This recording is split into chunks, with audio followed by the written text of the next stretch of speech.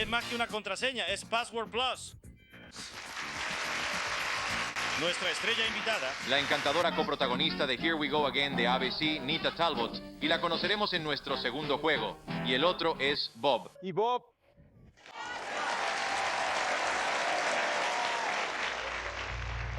Los programas de concursos son un verdadero emblema de la televisión. Todos nosotros, en algún momento, hemos visto programas como La Roue de la Fortune, Intervilles, Le Juste Prix, Attention à la Marche o incluso Des Chiffres et des Lettres. ¿Pero alguna vez nos hemos preguntado quiénes son realmente los participantes? La mayoría de las veces se trata de personas completamente comunes y sin antecedentes dudosos, ya que para ser seleccionadas su perfil es analizado. Pero en algunos casos, criminales logran pasar desapercibidos y participar en programas como si nada hubiera pasado. Y eso es exactamente lo que vamos a ver hoy. Una voz acaba de ser activada.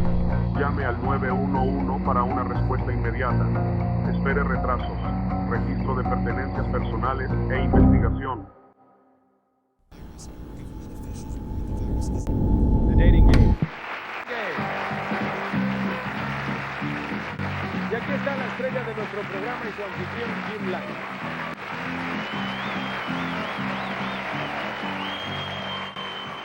Gracias.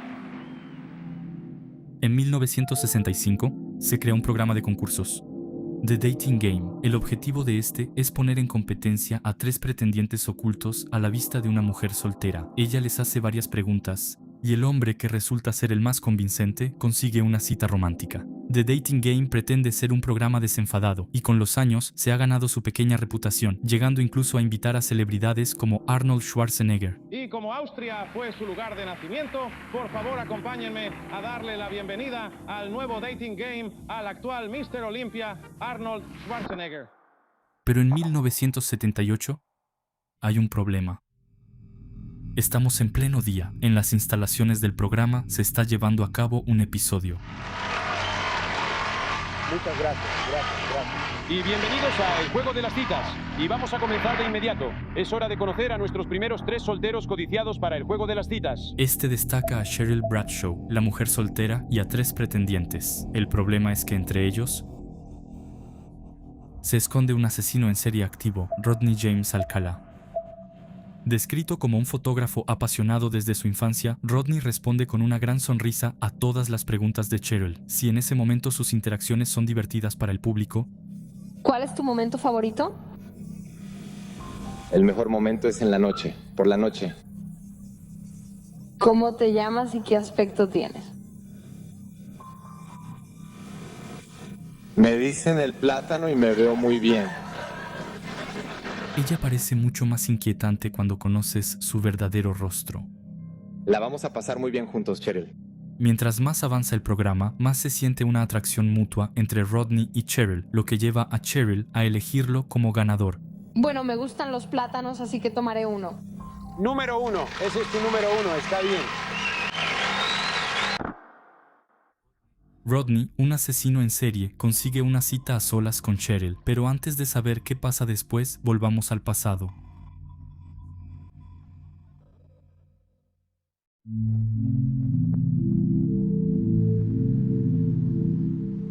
En las calles animadas de Los Ángeles, a plena luz del día, una niña llamada Tali Shapiro camina por la acera. Va camino a la escuela. Entre todos los autos que circulan hay uno que se detiene a su lado, un auto beige. La ventana del lado del pasajero baja, dejando ver el rostro de un hombre de cabello largo. Él le pregunta a la niña si necesita que la acompañen, pero ella recuerda lo que le enseñaron sus padres, nunca aceptar la propuesta de un desconocido. El hombre insiste y finge conocer a sus padres. Esta vez, Shapiro acepta y sube al auto. En ese momento, un hombre presencia la escena y entiende al instante que se trata de un secuestro. Llaman a la policía. En lugar de llevarla a la escuela, el hombre, que no es otro que Rodney Alcala, lleva a su presa a su departamento para, según él, mostrarle una foto. Varias decenas de minutos después, la policía encuentra el auto beige descrito por el testigo estacionado cerca de un departamento. Al entrar con precaución, descubren a la niña adentro. Ella fue abusada y golpeada con barras de hierro. Está viva, pero permanecerá en coma por más de un mes. Después de este evento, él se muda al otro lado de Estados Unidos, a Nueva York, donde cambia de identidad. Se hace llamar John Berger. 3 años después del primer hecho, consigue un puesto como consejero en un campamento artístico para niños en Nuevo Hampshire. Aunque sus interacciones con los niños del campamento siguen siendo poco claras, estrangula, abusa y asesina a una mujer de 23 años en su domicilio. En ese momento, Alcala sigue siendo activamente buscado por la policía debido a la primera agresión. De hecho, es añadido a la lista de los 10 fugitivos más buscados de Estados Unidos. Su rostro aparece por todas partes, lo que lleva a que algunos niños del campamento donde trabaja lo reconozcan. Denunciado al FBI, es arrestado y extraditado a California. Shapiro debe testificar contra su agresor. Desafortunadamente, la suerte está del lado de Rodney, ya que los padres de la niña se niegan a que ella participe en el juicio y se mudan a México para comenzar una nueva vida. El problema es que esta falta de participación será muy beneficiosa para el criminal, ya que sin el testigo principal, las autoridades no pueden acusarlo de violación ni de intento de asesinato. Alcala solo es declarado culpable de abuso a menores, lo que lo condena a solo 3 años de prisión.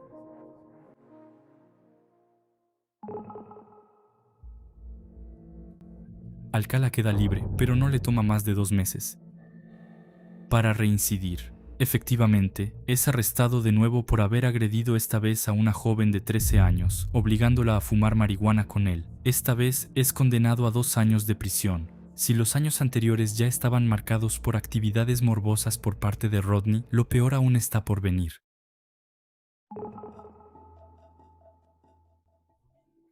Robin Christine Samso, una niña de 12 años, es encontrada muerta cerca de Colleen en Los Ángeles. Fue golpeada, abusada y apuñalada con un cuchillo. La habían visto por última vez 12 días antes. Quien está detrás de este acto morboso es, por supuesto, Alcala, pero eso nadie lo sabe por el momento. Durante ese periodo, Rodney participa y gana el famoso programa The Dating Game Show. Después de su victoria, la participante Cheryl Bradshaw cancela a último momento la cita. Efectivamente, en retrospectiva, empieza a verlo extraño por su forma de comportarse. ¿Quién sabe qué le habría pasado si hubiera aceptado la cita? Al mismo tiempo, las autoridades investigan y finalmente logran encontrar un casillero alquilado por el criminal. Dentro se encuentra un arete que pertenecía a Samso. Esa es la prueba que faltaba para vincular a Rodney con el asesinato de la niña. Queda en manos de la justicia. En mayo de 1980 es declarado culpable de asesinato y condenado a la pena de muerte.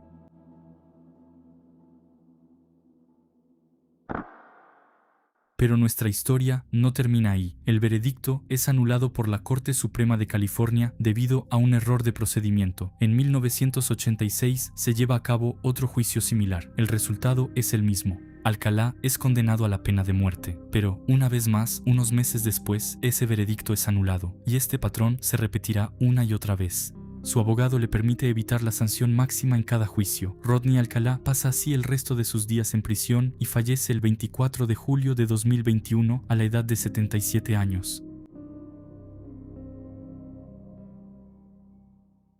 Excepto que no les he contado todo, volvamos a 2004. Ya lleva 25 años en prisión, pero ahora se le atribuyen nuevos asesinatos que hasta entonces no habían sido resueltos. Jill Terry Barcombe, una estudiante de 18 años, es encontrada muerta en un camino de tierra cerca de Mulholland Drive, en Los Ángeles. La víctima es encontrada con las rodillas contra el pecho y desnuda de la cintura para abajo. Había señales de agresión sexual y había sido estrangulada con un par de lazos azules y golpeada. Georgia Marie Wixt, una enfermera de 27 años, es encontrada muerta en su departamento en Malibú. Se detectaron signos de entrada forzada por parte de los investigadores. Wixt es encontrada desnuda en el suelo de su habitación, estrangulada con sus medias de nylon. Había sido agredida sexualmente y su cráneo había sido destrozado. Charlotte Leland, una secretaria jurídica de 31 años, es encontrada muerta en la lavandería de su departamento en el segundo. Ella fue agredida sexualmente, golpeada y estrangulada con un cordón. Monique Oitz, una adolescente de 15 años, Alcala la recogió mientras ella pedía aventón. La llevó a su departamento donde abusó de ella. Luego tomaron la carretera para ir a una zona montañosa. Alcala le tomaba fotos mientras la agredía pero por suerte ella logró escapar y apenas llegó a una gasolinera. Jill Marie Parentaux, una operadora de 21 años, fue encontrada muerta en su departamento. Estaba desnuda en su baño, agredida, golpeada y estrangulada. Actualmente, Rodney Alcala es considerado responsable de una multitud de asesinatos, pero el número de víctimas podría ser mucho más alto. En la taquilla encontrada en el 79, no solo había un pendiente, sino también más de 1000 fotografías que mostraban a mujeres y niños.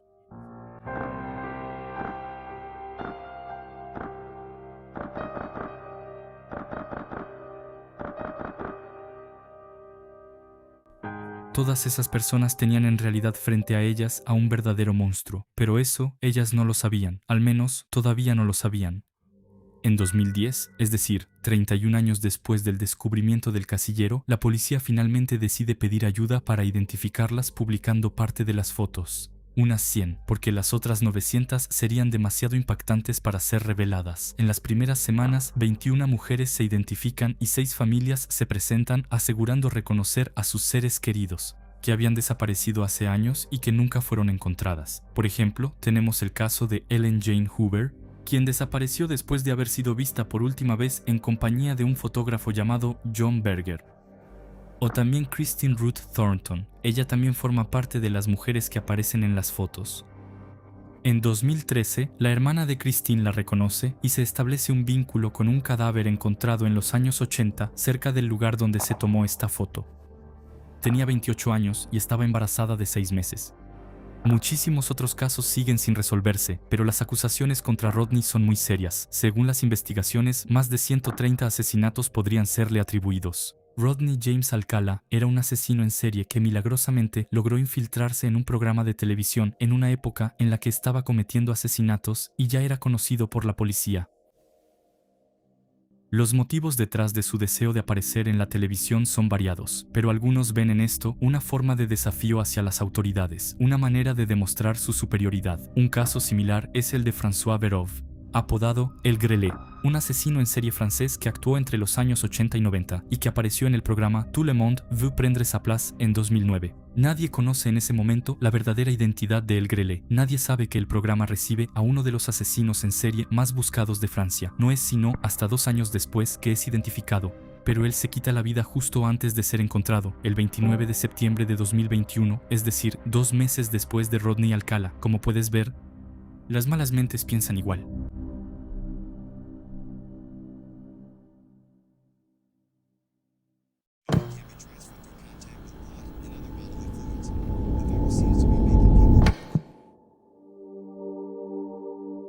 Ese día se transmite un programa en Estados Unidos llamado Family Feud. Su principio es relativamente simple. 2 familias compiten en varios minijuegos para ganar premios. Mientras que este programa de televisión ha visto pasar a más de 5.000 familias desde su creación, una en particular llama la atención, la familia Blyfnick. Durante el juego, Steve Harvey, el presentador, se acerca a los participantes para hacerles preguntas extrañas. Entonces es el turno de un tal Tim Blyfnick. Harvey le hace la siguiente pregunta.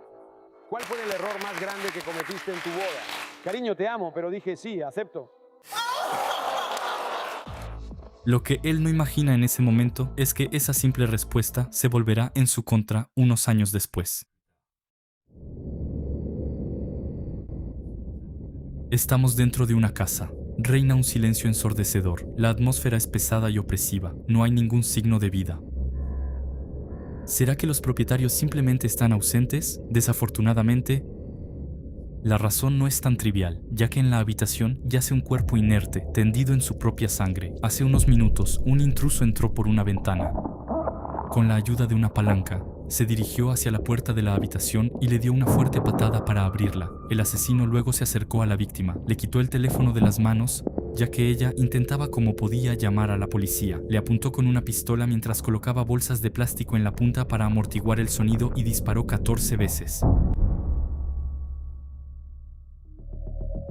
La víctima se llama Becky Blyfnick. Cuando la encuentran, las sospechas se dirigen automáticamente hacia su esposo, Tim Blyfnick, o más bien hacia quien iba a ser su futuro ex esposo, ya que estaban en proceso de divorcio. Pero entonces, ¿por qué su esposo es el primer sospechoso de este caso? Porque simplemente pronunció una frase cuestionando su matrimonio algunos años antes. Bueno, no solo por eso. Durante la investigación, la policía encontrará múltiples pruebas incriminatorias contra los concursantes de Family Feud. Primero, después de analizar las cámaras de vigilancia del vecindario, se observa a un hombre en bicicleta dirigiéndose hacia la casa de Becky justo antes del asesinato y en dirección opuesta justo después de este. La penumbra impide distinguir correctamente a la persona en esa bicicleta, pero los investigadores logran notar un detalle interesante. La bicicleta no parece tener reflectores en las ruedas, y al revisar los alrededores, terminan por descubrir una bicicleta azul abandonada cerca de un árbol, también sin reflectores. Pero en este punto, nada indica con certeza que esta bicicleta esté relacionada con el individuo en cuestión. Veamos ahora a la familia de Becky. Su hermana, Sarah, señaló instantáneamente a Tim como el responsable de la tragedia. Un año antes del asesinato, Becky le había enviado un mensaje inquietante: si algo me pasa, asegúrate de que la primera persona en la que piensen sea Tim, porque es él quien me hará algo. Dejo por escrito que tengo miedo de que me haga daño, que se meta conmigo o que intente hacerme algo para alejarme de los niños, o que los niños se alejen de mí. Ya ha mentido varias veces para hacerse pasar por la víctima y a mí como la agresora, cuando es todo lo contrario. No le mandé este mensaje a mamá o a papá porque no quiero que se preocupen. Este simple mensaje constituye un motivo suficiente para que la policía realice un cateo en la casa de Tim, y lo que encuentren ahí solo confirmará las acusaciones en su contra. En la casa, las autoridades encuentran bolsas de plástico de Aldi, idénticas a las que se encontraron en la casa de Becky, así como una palanca, balas de 9 milímetros que coinciden con los casquillos encontrados en la escena del crimen, y otros dos elementos de suma importancia. El primero es su historial de navegación. Tim hizo búsquedas extrañas como cómo abrir una puerta con una palanca, cómo fabricar un silenciador casero para pistola y cómo limpiar las manos de residuos de pólvora. Y el segundo elemento se encuentra en su teléfono celular. Los investigadores lo revisan y analizan su cuenta de Facebook. Esta no lleva su nombre, sino el de un tal John Smith, en la que se pone a la venta una bicicleta azul muy parecida a la que se encontró en el campo. El 13 de marzo de 2003, un poco más de 2 semanas después de la muerte de su esposa, Tim está bajo arresto. Sin embargo, él niega su implicación en este asesinato diciendo: la idea de asesinar a alguien, y más aún a la madre de mis hijos, no forma parte de mi identidad. Con numerosas pruebas en su contra, esto no convence a la justicia, que dicta su veredicto el 23 de mayo de 2003, Tim es condenado a cadena perpetua. Ese famoso chiste que él hizo algunos años antes, ya sea que lo haya dicho con una idea en mente o no, quedará para siempre. Un capítulo oscuro en la historia de la televisión. Una llamada.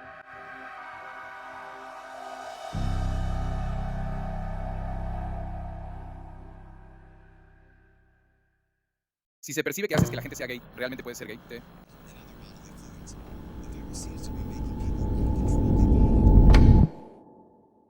El oeste de Gales es uno de los lugares más seguros del país. Con sus paisajes paradisíacos, muchos vacacionistas van allí. Ese día, Peter y Gwenda Dixon estaban entre ellos. La pareja, de unos 50 años, pasea por un sendero bajo el sol radiante y la brisa marina. En resumen, su día parece ir de maravilla.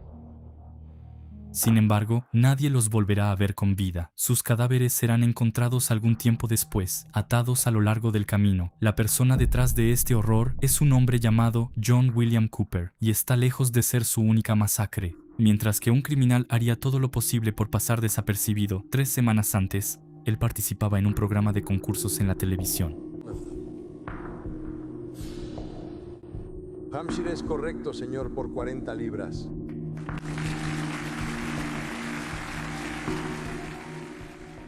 John Cooper oculta hábilmente su verdadera naturaleza, no deja ver ningún comportamiento extraño y encarna a la perfección el papel de un concursante entretenido. Su presencia en este programa no es una casualidad, no. Él está aquí por una razón específica: ganar el premio mayor. Y vamos a ver que este detalle no es insignificante, porque el dinero juega un papel central en su trayectoria como asesino serial. 11 años antes, él participa y gana un concurso en el periódico que consistía en localizar un balón de fútbol que fue retirado de una foto. Esta victoria le permite hacerse con un buen botín, 580.000 euros y un auto. Mientras que un ganador razonable habría asegurado ese dinero, John tiene otros planes en mente. Ese botín resultaría ser un regalo envenenado, porque en lugar de conservarlo, sucumbe a sus propios demonios. El alcohol y el juego se convierten en sus compañeros constantes y rápidamente dilapida su fortuna en placeres fútiles. La riqueza que tanto le había sonreído se evapora, precipitándolo en un abismo financiero. Es aquí donde comienza a cometer robos, agresiones y asesinatos.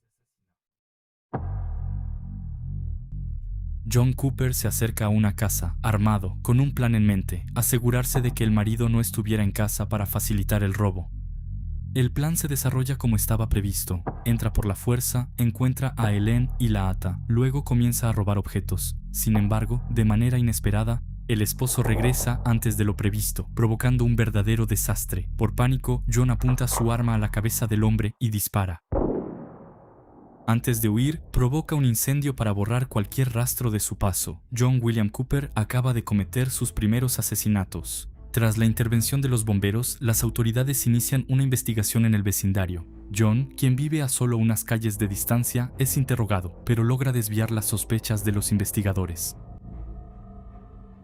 Después de varios años sin que John cometiera un nuevo crimen, solo 3 semanas después de su aparición en la televisión, decide volver a dar el paso. Se pone un pasamontañas, se equipa con una escopeta de cañón recortado y sale de cacería. Se dirige a un lugar tranquilo donde sabe que hay poco tránsito, un sendero costero en Little Haven. Escondido en la sombra, espera a sus próximas víctimas, que no son otros que los 2 turistas, Peter y Wenda Dixon. Sin saberlo, se acercan poco a poco a John.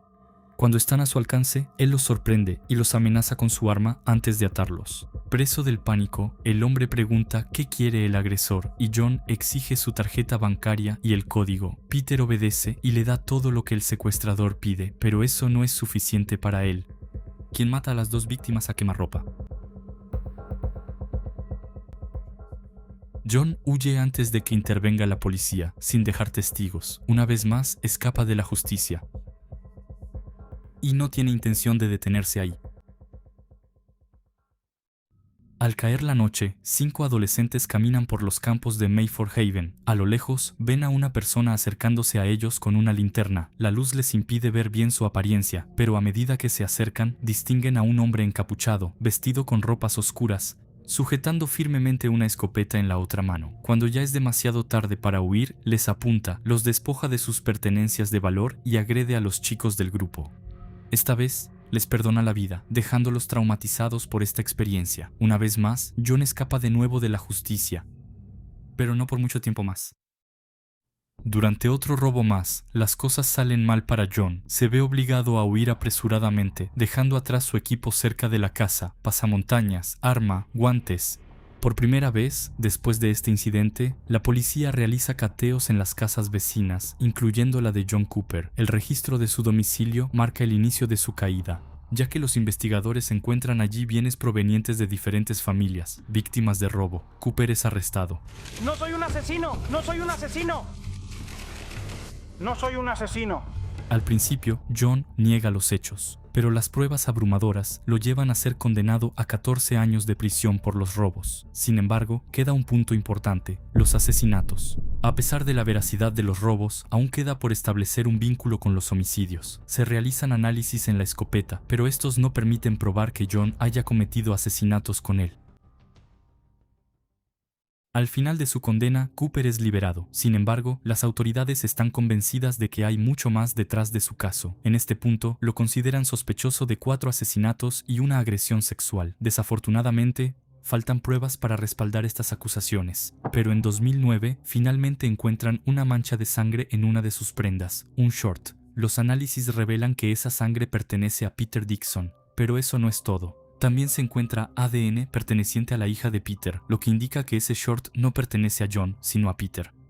En realidad, John guardaba recuerdos de sus víctimas, como trofeos. Otra prueba contundente se encuentra en la escopeta de cañón recortado. Al raspar la superficie del cañón, los científicos se dan cuenta de que es una capa de pintura no original, debajo de la cual hay sangre perteneciente a Peter Dixon. Finalmente, la verdad sale a la luz. John Cooper no es solo un ladrón, sino también un asesino en serie. En mayo de 2009, la policía lo sorprende en plena calle y lo arresta por segunda vez, esta vez por asesinato. Durante el interrogatorio, admite que el short que se encontró le pertenece. En ese momento, él aún no lo sabe, pero acaba de meterse en un gran problema, porque al reconocer que ese short es suyo, implica su presencia en una escena del crimen. Ese short se convierte así en la clave, revelando todos los horrores que John ha cometido. Análisis exhaustivos revelan fibras provenientes de varias prendas y ropa interior, especialmente de las adolescentes que agredió. Además, los bolsillos del short contienen fibras que pertenecen a los calcetines de Richard Thomas, el esposo cuya casa fue incendiada. Así es como hoy conocemos todos esos horrores. John lo arriesga todo e intenta echarle la culpa a su hijo, alegando que solía usar su ropa, pero ese intento no convence en absoluto a las autoridades. Aún hoy, es difícil entender la psicología de John. Aunque fue diagnosticado como psicópata, llegar a matar personas inocentes por unos cuantos dólares es simplemente incomprensible, repugnante e inconcebible. Una vez más, su aparición en la televisión parece estar motivada por el ego. Seguramente le parecía demasiado sencillo actuar con total impunidad. Necesitaba adrenalina.